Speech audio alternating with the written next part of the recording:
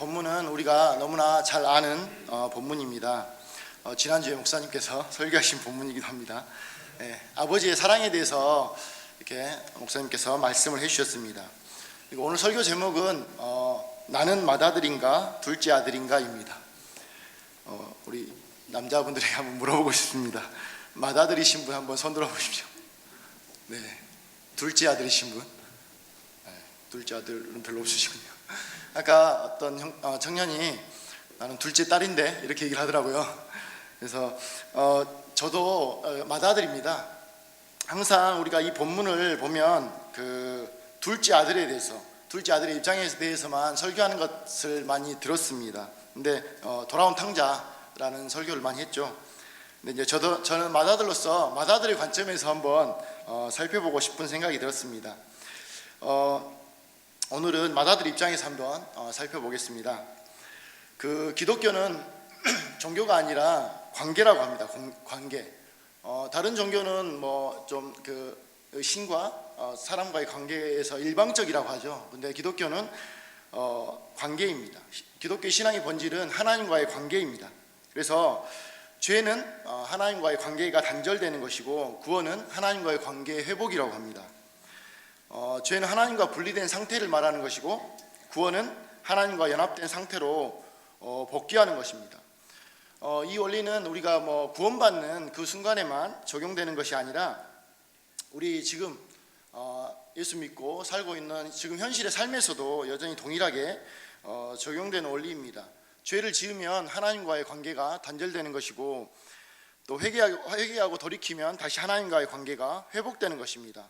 그래서 죄의 본질은 하나님과 분리되어서 하나님께 잃어버린 상태가 되는 돌아온 탕자와 같은 그런 둘째 아들과 같은 잃어버린 상태가 되는 것이고 회개는 탕자가 돌아온 것과 같이 하나님과 분리된 상태에서 다시 돌이켜서 슬퍼하면서 하나님께 돌이키며 돌아가는 것을 말합니다.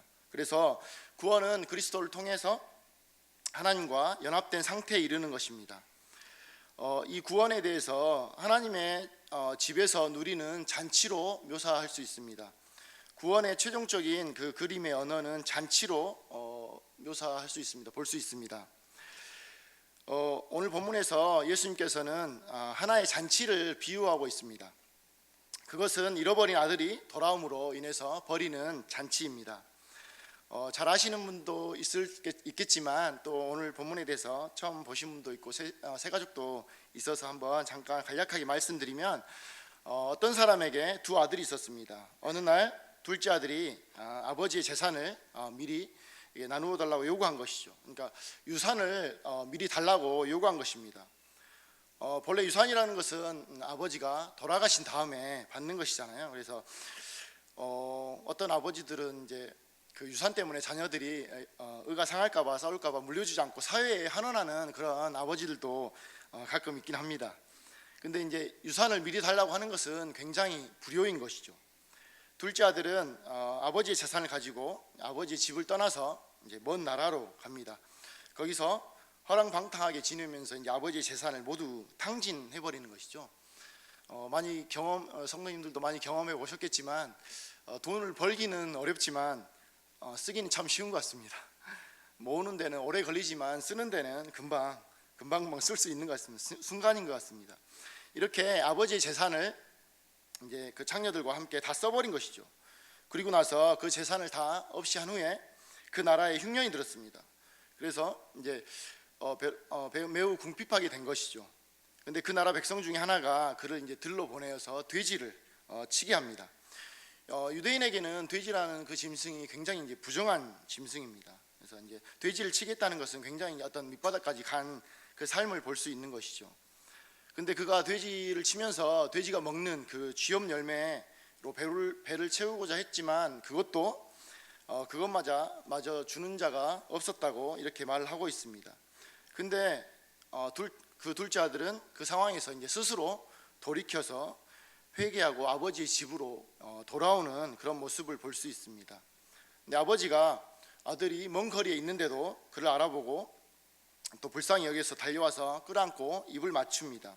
아들은 아버지의 품에서 자기는 또 하늘과 아버지께 죄를 지었다고 이렇게 고백하는 모습을 볼 수 있습니다.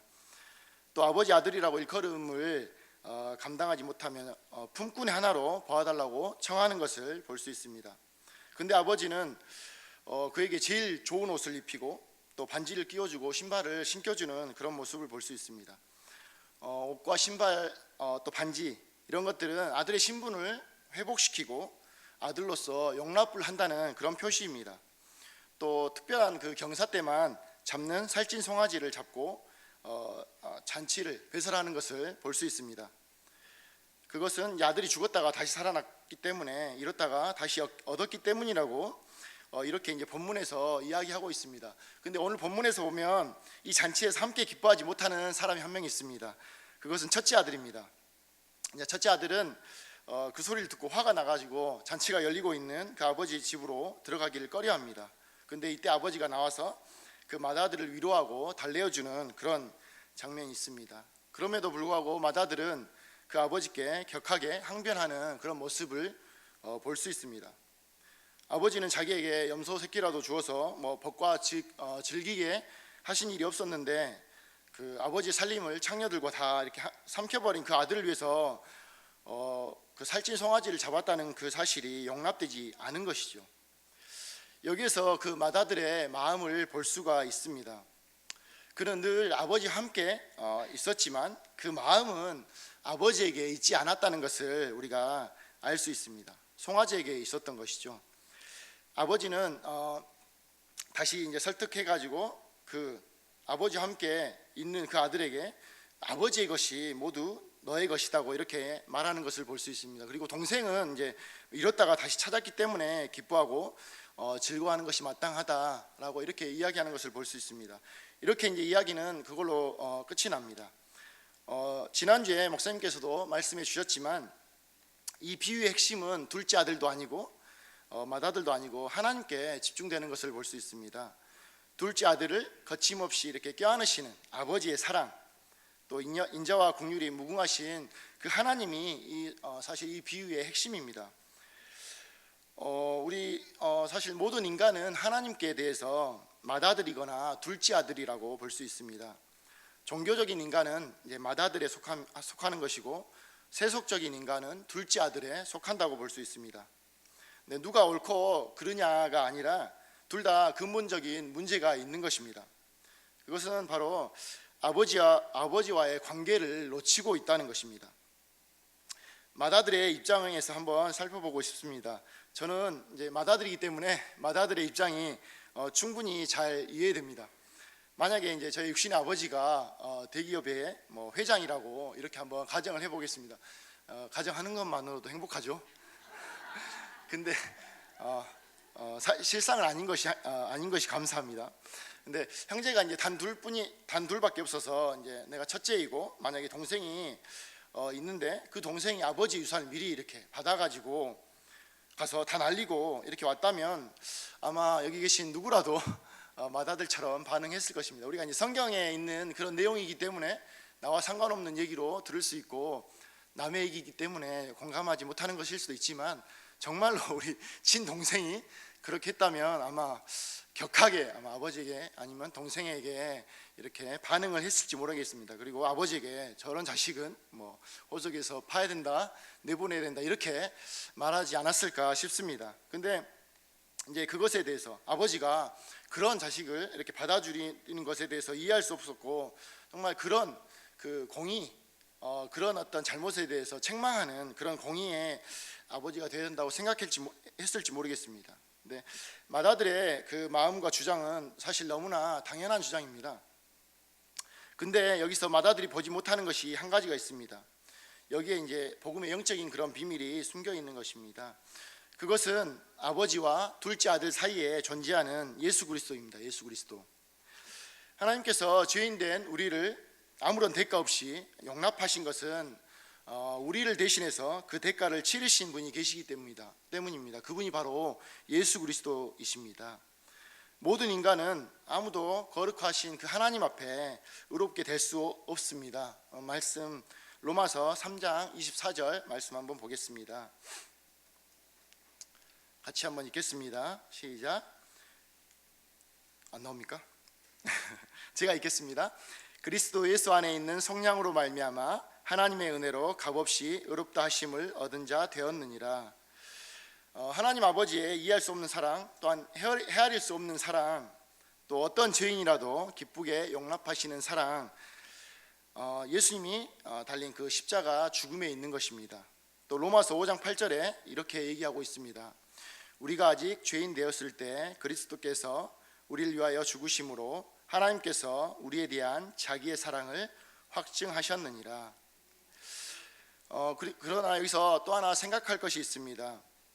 하나님의 사랑은 둘째 아들과 같은 그 세속적인 인간에게만 부어지지 않는다는 것입니다.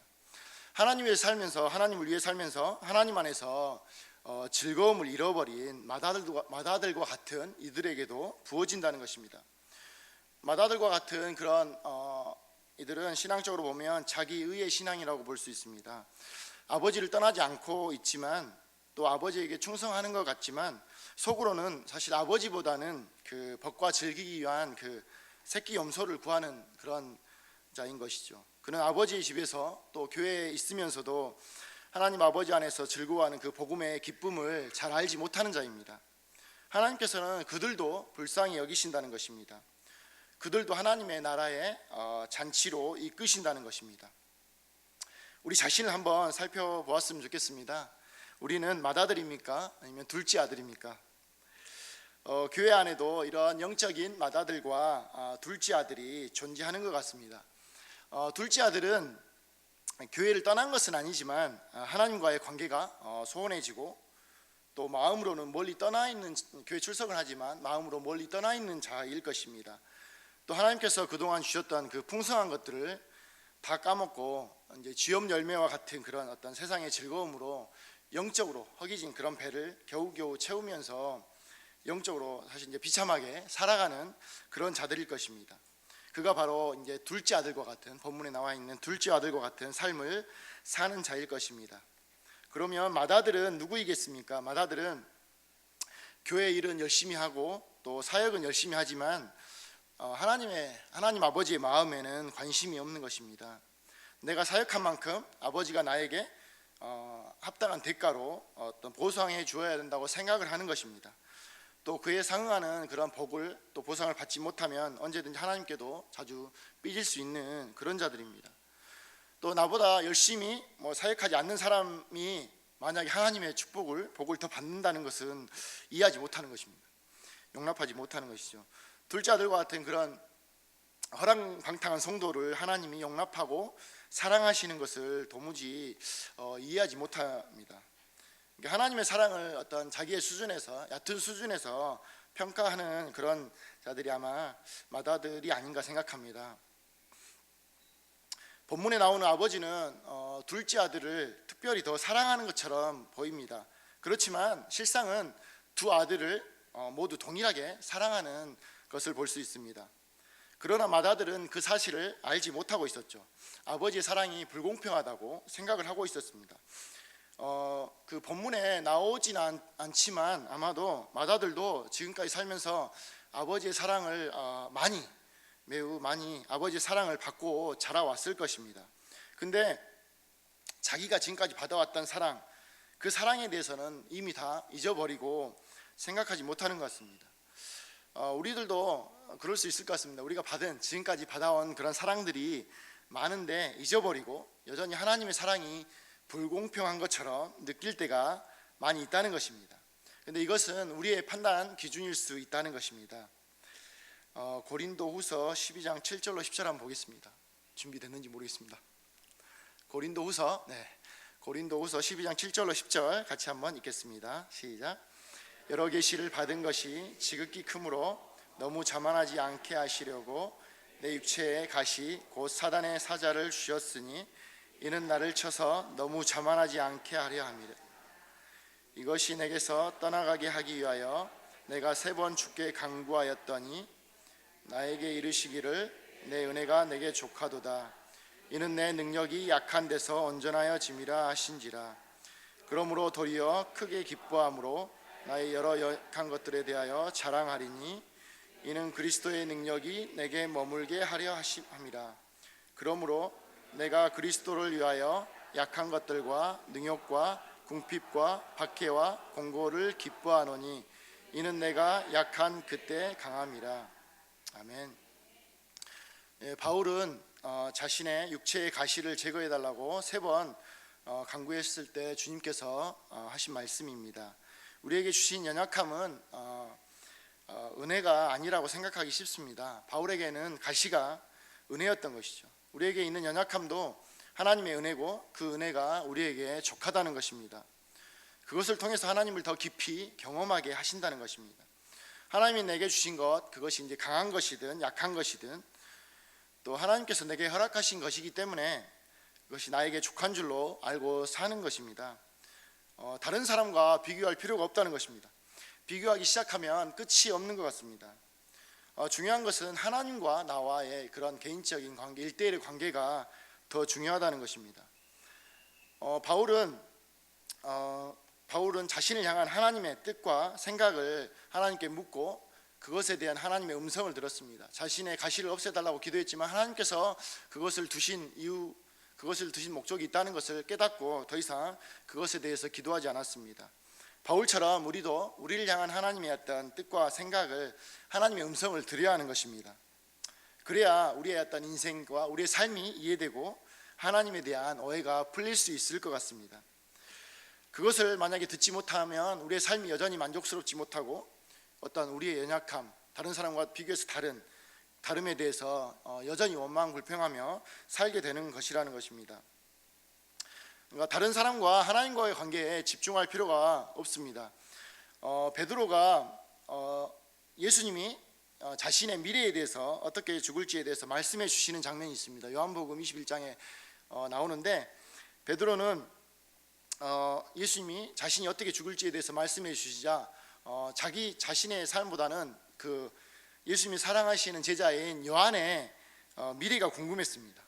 이제 요한에 대해서 베드로가 예수님께 묻는 장면이 나옵니다. 그때 예수님께서는 내가 그게 무슨 상관이냐, 너는 그것에 신경 쓰지 말고 나를 따르라고 이렇게 예수님께서 말씀하시는 장면이 나옵니다. 아마도 이제 요한이 베드로보다 훨씬 오랫동안 살았고 또 그 성경 요한계시록까지 기록할 때까지 오랫동안 살았잖아요. 만약에 예수님께서 그 베드로가 물어봤을 때 요한의 인생에 대해서, 요한의 삶에 대해서 미리 얘기해 줬다면 베드로는 그 요한의 삶이 아마 시기나 질투를 하지 않았을까 모르겠습니다. 그러니까 베드로에게 예수님께서 예비하신 그 은혜는 순교하는 것이 그에게 예비하신 은혜였던 것이고, 요한은 오랫동안 살면서 계시록과 있으면서 오랫동안 사는 것이 요한에게 예비하신 하나님의 은혜였던 것입니다. 어떤 것이 더 크다 작다 할 수 없습니다. 각자에게 베푸신 하나님의 은혜가 족하다는 것입니다. 하나님이 우리 각자에게 예비하신 은혜가 넉넉하다는 것을 깨닫고 그것을 받아 누리는 것이 중요합니다. 근데 우리가 그렇지 못하고 남들과 비교하면서 살기 시작하면 늘 우리 삶 가운데 부족함을 느끼면서 살게 되는 것 같습니다. 우리는 사실 이 땅에 살면서 하나님께서 우리 한 사람 한 사람, 우리 성도님들에게 예비하신 그 은혜를 다 받아 누리지 못하고 산다고 합니다. 뭐 그런 얘기가 있잖아요. 천국에 가면 놀란다고. 하나님께서 우리에게 주시려고 예비한 그 창고, 복의 창고가 있는데 가서 보면 하나님께서 예비하신 것들이 너무나 많은데 우리가 그것들을 너무나 받아 쓰지 못해서 그 창고에 우리에게 예비하신 복이 꽉꽉 차 있어서 놀란다고 합니다. 그러니까 하나님께서는 우리에게 주시고자 하는 복이 너무나 많은데 우리가 그것을 구하지 않아서 받지 못하고, 아니면 우리가 받을 자격이 안 돼서 받지 못하는 경우가 많다는 것입니다. 근데 물론 구하지 않아서 받지 못하기도 하고 또 주면은 그것이 복이 아니라 독이 될 수도 있는 것입니다. 우리가 그 복을 감당할 수 있을 만한 그런 어떤 인격과 성품과 신앙이 되지 않으면 하나님께서 주시는 복이 오히려 우리에게 약이 아니라 독이 될 수도 있다는 것입니다. 이 시간에 좀 말씀을 정리하겠습니다. 우리 자신을 한번 돌아보았으면 좋겠습니다. 나는 맏아들입니까? 둘째 아들입니까? 오늘 말씀의 제목처럼 우리가 물론 우리가 육신으로는 맏아들이 둘째 아들이 될 수 없고 둘째 아들이 첫째 아들이 될 수 없을 것입니다. 그렇지만 영적으로는 얼마든지 맏아들이었다가 둘째 아들이 될 수 있고 둘째 아들이었다가 또 맏아들이 될 수 있다고 생각합니다. 정말 그 우리가 하나님께서 우리를 구원하신 그 은혜, 값없이 받아주신 은혜에 감격해서 기쁘게 즐거움으로 신앙생활을 하다가 또 언제든지 그 은혜가 식어버리면 마다들과 같이 의의 신앙으로, 자기 의에 빠진 그런 신앙으로 또 감사는 잃어버리고 새롭게 와서 은혜 받고 하나님께서 이렇게 받아주시고 자격 없는 그런 동생과 같은, 둘째 아들과 같은 그런 자들을 보면서 시기할 수가 있다는 것입니다. 우리가 맏아들이든 둘째 아들이든 사실 상관이 없습니다. 하나님께서는 둘째 아들만 사랑하시는 것이 아니라 맏아들도 사랑하신다는 사실을 우리가 기억했으면 좋겠습니다. 돌아온 탕자만 기뻐하시는 것이 아니라 아버지의 집에 살면서 또 잘 섬기고 있는 우리도 여전히 기뻐하신다는 사실을 잊지 않았으면 좋겠습니다. 근데 우리 안에 정말 이 하나님의 은혜가 차고 넘쳐야 우리가 또 다른 사람을 돌아볼 여력이 생기는 것 같습니다. 하나님께서는 우리를 사랑하시지만 옆에 있는 지체들도 동일하게 사랑하신다는 사실을 기억하고, 또 하나님께서 먼저는 하나님께서 우리 자신을 용납하고 사랑하시는 그 사랑을 충분히 누리고 경험하고 나서 또한 옆에 있는 지체도 동일하게 비교하지 않고 시기하지 않고 동일하게 용납하고 사랑하시는 그 하나님의 사랑을 함께 볼 수 있었으면 좋겠습니다. 그래서 우리가 우리 자신을 향한 하나님의 사랑 안에서 충분히 거하고 옆에 있는 지체들도 여전히 우리와 함께 동일하게 사랑하시는 그 하나님의 사랑을 나눌 수 있는 그런 분들이, 그런 우리 성도님들이 다 되셨으면 좋겠습니다. 그래서 우리 교회가 우리를 향한 하나님의 사랑을 충분히 깨닫고 또 옆에 있는 지체들도 동일하게 하나님의 사랑으로 사랑하고 용납하는 우리 모든 충신교회 성도님들이 다 되시길 소망합니다. 아멘.